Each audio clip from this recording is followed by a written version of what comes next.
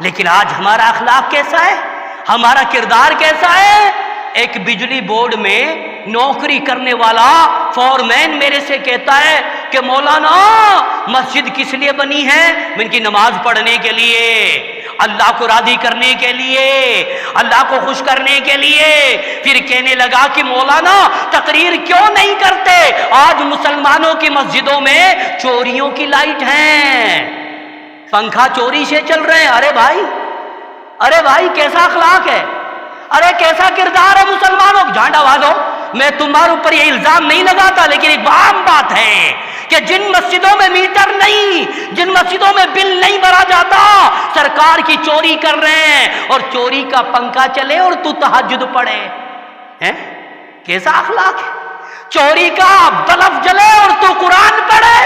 اتنی بڑی بستی اپنی مسجد کے اندر حلال لائٹ کا استعمال نہیں کر سکتی، اور جس گھر میں حلال روزی روٹی کے مصنوعی ذرائع نہ ہو، سمجھ لینا وہاں پر عبادت کرنا بھی مسلمان کے لیے جائز نہیں۔ خوب چوری سے بجلی جلاؤ، میٹر مت لگواؤ، بولو ہم ایسے مسلمان ہیں؟ یہ ہمارا کردار ہے؟ یہ اسلام ہمیں تعلیم دیتا ہے؟ اللہ ہم سب کو سمجھ عطا فرمائے۔ اوے سنو، کفار مشرکین نے کہا تھا نا، جب خانہ کعبہ کی دیواریں کمزور پڑنے لگی تو ابو جہل کہتا ہے مکہ کا چودھری ابو الحکام کہ سن لو، خانہ کعبہ کو بنائیں گے لیکن اس میں حلال پیسہ لگے گا، حلال پیسہ۔ حلال پیسے سے کفار مشرکین خانہ کعبہ کی دیواریں تیار کر رہے ہیں۔ وہ کفار مشرکین بھی یہ پسند نہیں کرتے کہ اللہ کے گھر میں حرام کی دولت لگے۔ آج تمہارے گھروں میں چوریوں کی بجلیاں ہیں، مسجدوں میں چوریوں کے بلب، کوئی میٹر نہیں، کوئی کچھ نہیں۔ استغفر اللہ، استغفر اللہ۔ ہمیں اس چیز پر دھیان دینے کی ضرورت ہے۔ اخلاق ایسا پیدا کرو، کردار ایسا پیدا کرو کہ بالکل سچ بولیے۔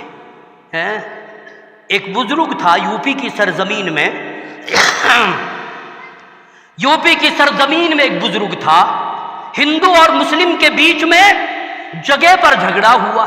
مسلمان کہتے ہیں کہ ہماری ہے، بڑے بڑے حاجی، وہ اتنی لمبی لمبی داڑھی والے کہتے ہیں ہماری ہے، ہماری ہے۔ تہجد پڑھنے والے کہتے ہیں ہماری ہے۔ ہندو بھائی کہہ رہے ہیں نہیں ہماری ہے۔ مقدمہ درج کیا گیا اور دونوں فریقین کو عدالت میں پیش کیا گیا۔ آؤ مقدمہ چلو۔ تھوڑی دیر کے بعد میں ہندو بھائیوں سے پوچھا گیا کہ تمہارا کوئی وٹنس ہے، تمہارا کوئی گواہ؟ انہوں نے کہا ہاں ہے، ایک بزرگ ہے، اللہ والا، عمر دراز ہے، ہمارا تجربہ ہے کہ وہ اوریجنل مسلمان ہے، وہ کبھی جھوٹ نہیں بولتا، وہ کبھی وعدہ خلافی نہیں کرتا، وہ کبھی امانت میں خیانت نہیں کرتا، دیندار عالم دین ہے، بزرگ ہے، اللہ کا ولی، اللہ کا سچا پکا بندہ ہے، وہ ہے۔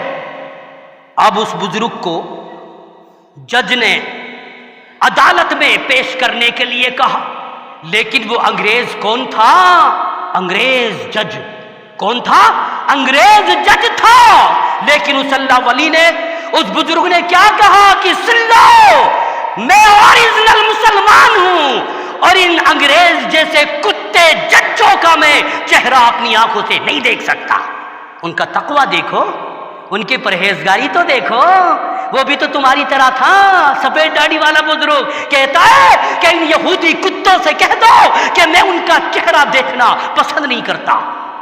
ایسے ہی کہہ دی جا کے جج سے۔ جج نے کہا کہ بھائی فیصلہ ہو جائے، میں ادھر اپنا چہرہ کر لوں گا، وہ عدالت میں اپنی گواہی دے دے۔